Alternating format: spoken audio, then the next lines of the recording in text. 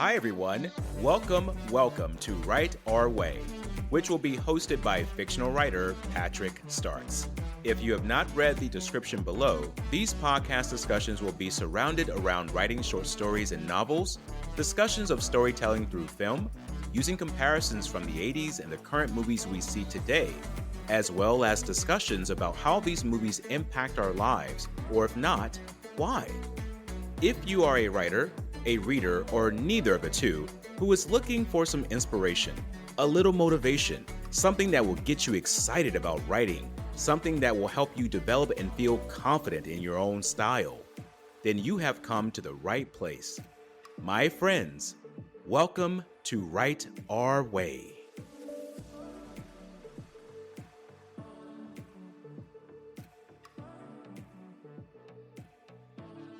Hello everyone, welcome. My name is Patrick Starks and welcome to Write Our Way. Today we're going to be talking about how some films from the 80s, their writing compares to some of today's movies.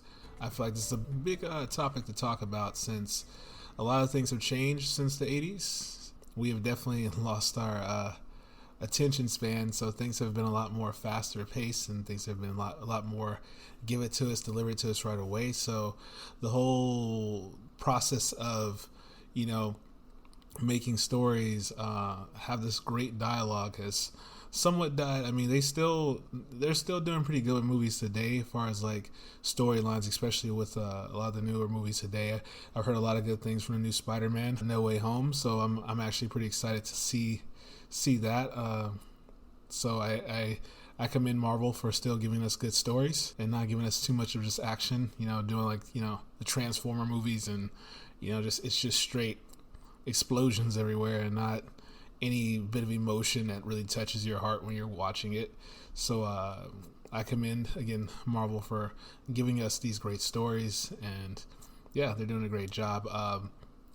Just going back to like the attention spans of writing today, it's actually pretty amazing. Like, I was going back and I was watching some like the old school movies from the 80s and the 90s, and they're a lot more slower pace, but the dialogue, the emotion behind it, even the acting is incredible. It's just, you get so drawn into it. And I think nowadays it's hard for people to do that now, especially with social media and everything.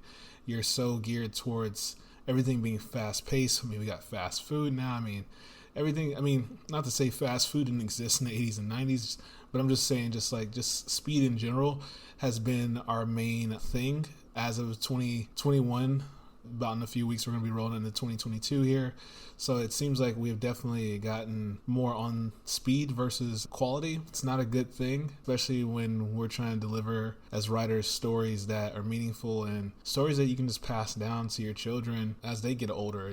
I just think about all the kids today. When I see these stories, I'm just like, oh my God, these kids are missing out. Like, we had such good stories and shows back in the day, and the writing was so great. And when you look at some of even the kids shows nowadays, it's really died off. It's really fallen off. And it's kind of like that question of like, how do we as writers get back to that? And I think it really is important as us as writers not to be affected by the social media, like, deliver, we got to get this done ASAP right away, because the thing that people don't realize, a good story takes time. Writing takes time, and you can't just spit it out like a little TikTok video.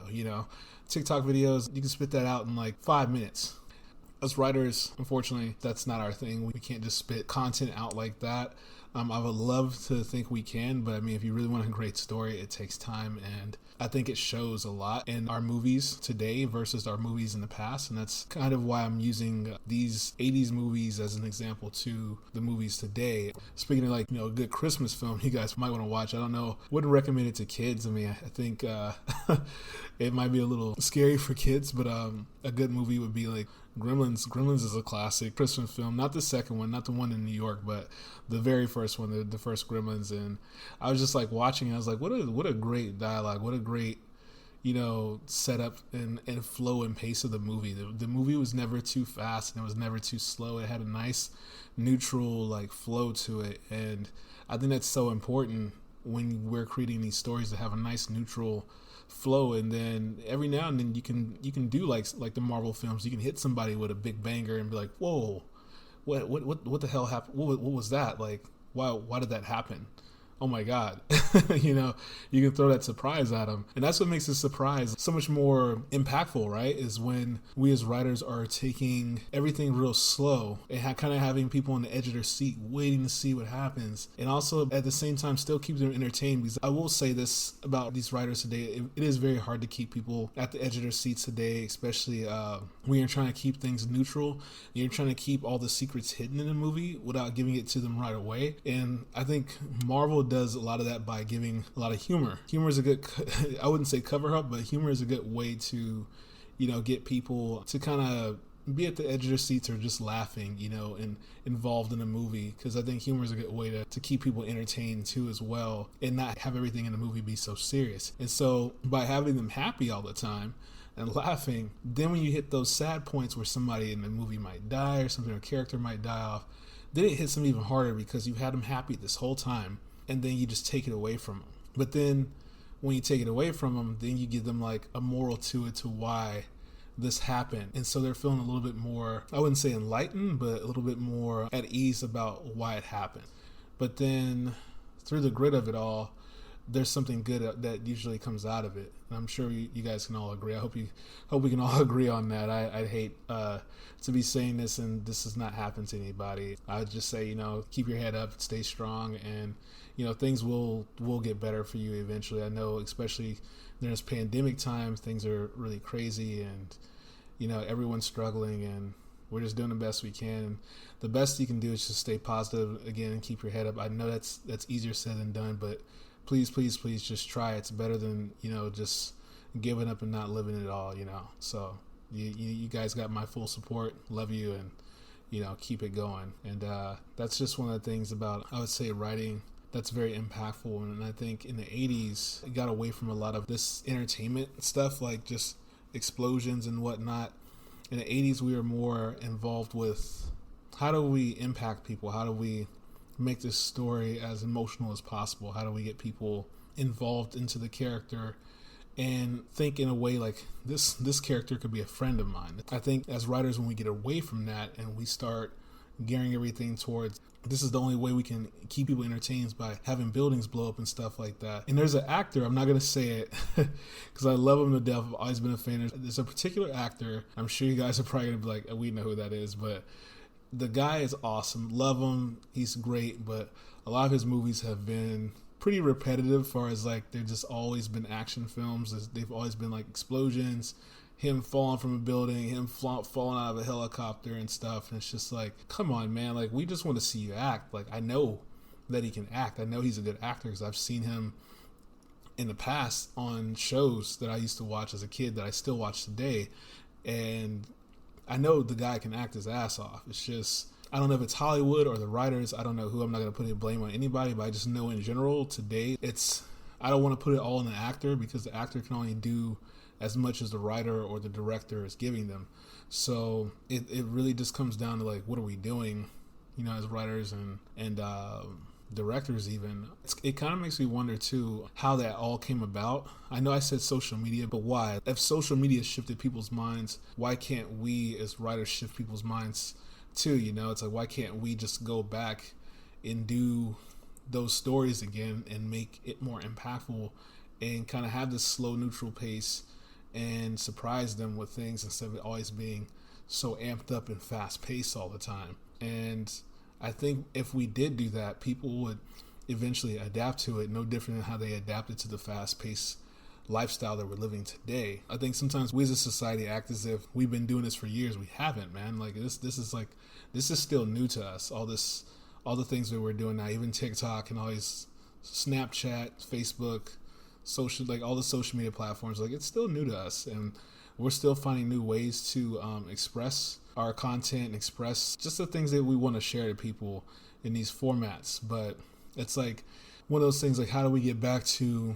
the actual quality of it versus the actual quantity? I think that's a big thing going into, 2022. Maybe we as writers, or not just as writers, just as I'd say an entrepreneur, anybody, or anything you're doing right now that you're passionate about, just think about, like, what do you value most? Do you value the quantity or the quality? Because here's the thing I can tell you guys about content, and this is something I've debated with people about too. It's like, yeah, you want to be relevant. You don't want to be irrelevant. So you do want to keep putting out content. But what is the point of putting out content if you're not happy with the quality and your followers or your fans are not happy with the quality? Defeats the whole purpose, right?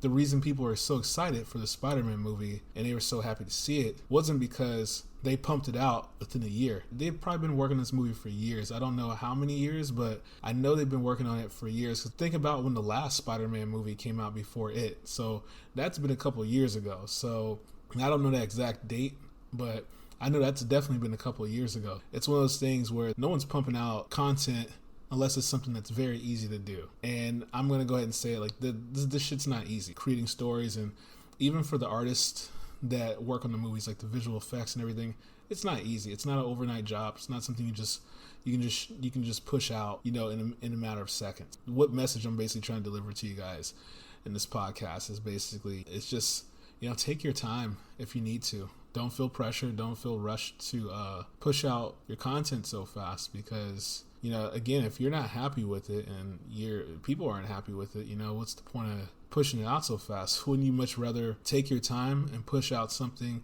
that you really felt wholeheartedly that was good? This is like beyond the point if people even like it. How do you feel about it as an artist? And I think that's what it really comes down to, is like, how do you really feel about it? Because again, at the end of the day, it is what it is. You can only go off of your fan base so much, because if you care about how they feel about something so much, then it can kind of deter you from the actual passion of why you're doing it, why you love it.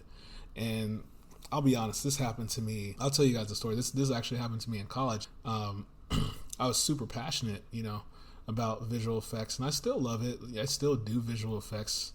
But I was really super passionate about it. But, when I got out to the workforce, I found out that it wasn't as creative as I thought it was going to be. I thought when I went out in the workforce with visual effects, they were like, okay, like, for example, we want an explosion and we want this to happen. Like, we want this type of explosion for, let's say, a witch themed game or a haunted themed game. And they wanted me to come up with a bunch of concepts. So I was thinking I'd come in there, come up with a bunch of concepts, and we choose the best 2 to 3 out of those concepts, and we start working on it. But it's not exactly like that. They are very stern on what they want. It's like the decision's already been made. There's no creative space. It's like they just want you to do this. They already know what the look is going to be. And I'm just like, why am I here? If I can't come in and give you something creative that no one's ever done before. Or it's like it seems like nowadays people are playing it very safe. And that's the one thing I want to tell you guys as writers and artists. Don't be afraid to think outside the box, and don't be afraid to do you. I think a lot of times people, or this era that we're in today, people are so afraid to do something different because they've been told, oh, it's already been done before, or oh, this is what's trending right now. This is the only way you're going to get followers. And again, that's another topic. I wouldn't even worry about that either. That's just another spill. It's like, you got to go back to like why you're doing it. It's not for the followers. You're doing it because you truly love it and you want to share it with people. So that's just hands down one of the main reasons to why we do this. But going back to just how we do this on a daily basis, you definitely want to make sure that the content is efficient and at your highest form possible. You want to give it your all and not have to be concerned about what else is trending and whatnot. Because to be honest, if you're gonna do what's trending, what's the point of being an artist? Aren't we as artists supposed to be experimental? And I think that was a lot of the things that they did back in the 80s, in the 90s even, was people were very experimental. If you look at all the movies back then, think about it, guys. let's really get down to this. Think about it. All the movies in the 80s and 90s were very, very different. They stood out on their own. Even musicians stood out on their own. Look what's going on today. Some of the movies, if not most, pretty much like the same stuff, same plot. We're doing reboots. We're doing even reboots in songs now. People are taking songs or beats from people like way back in the 70s and 80s and adding it to their song and acting as if it's their song. And I'm just like, what the hell is going on? Like, it's not your material. Like, you're not being very creative because you're taking something that was already done. You're just doing a remake. or doing a reboot. So it's like, can you really call yourself an artist if you're not really trying to do something entirely different that no one's done before? And I think it's such a stereotype, and I think it's such a cop out when people say, oh, there's anything that you've done somebody's already done. I'm like, okay, if that's the case, why isn't it on social media? Why haven't I seen it on the movie? Why hasn't it been done? It's just, I would ignore those type of naysayers. Everyone just ignore those people, because those are the people that I'm gonna go ahead and say it, they're copycats. They're just gonna go look for whatever anybody else is doing and try to do the same thing, hoping that they're gonna get the same attention. And that's just not an artist. That's just, I don't know what the hell that is, but it's not an artist. So yeah, the main takeaway I'd say, guys, for this is, especially going into the holidays, Merry Christmas in advance for everyone out there. I would say definitely the takeaway for this, going into the Christmas spirit, is love what you do, be happy, be excited for it, and don't get too wrapped up in the pace of social media. Go your own pace if you need to. Go with whatever's comfortable for you, because I promise you, if you do that, you will be amazed with the content that you provide and bring out to people in the world. I think you'll really be satisfied and really happy with what you've done and what you've given to the world. And I'm excited to see that from you guys as well. Again, it's always a pleasure talking with you guys. Also, be sure to check out our website, www.paycarc.com. That's PACHARC.com. We just released a new story today. It's called The Frozen Hag and the 23rd Day of December. So it's a nice little Christmas story you guys can read. Let me know what you guys think about it. Feel free to leave any comments. And yeah, again, pleasure talking with you guys. And yeah, you will hear from me soon. Probably next week we'll be doing another episode. So again, love you guys, and Merry Christmas to you all. Hope you all enjoyed and had something to take away from today's discussion. To find out more about our lovely host, Patrick Starks, and even some of his writing works, go to www.paycarc.com. That's www.paycarc.com. Stay tuned for the next episode of Write Our Way, and have yourself a fantastic day.